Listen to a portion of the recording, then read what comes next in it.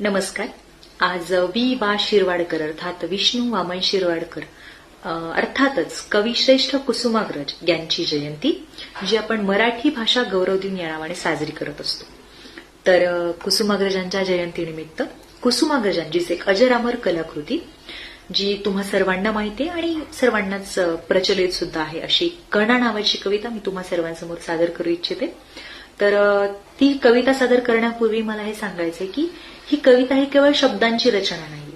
ही कविता केवळ शब्दांची रचना नाही, तर ही कविता हे माणसाच्या इच्छाशक्तीचं, अदम्य इच्छाशक्तीचं एक प्रतीक आहे, त्याच्या स्वाभिमानाचं प्रतीक आहे. आणि अशा कवितेतून ज्याही वेळेला आपण ही कविता ऐकत जाऊ त्यावेळेला आपल्याला प्रचंड अशी प्रेरणा, स्फूर्ती आणि धैर्यानं प्रत्येक परिस्थितीला खंबीरपणे सामोरं जाण्याची ताकद मिळत असते. तर अशी कविता मी तुम्हा सर्वांसमोर आज सादर करू इच्छिते कुसुमाग्रजांच्या जयंतीनिमित्त आणि मराठी भाषा गौरव दिनाच्या निमित्ताने.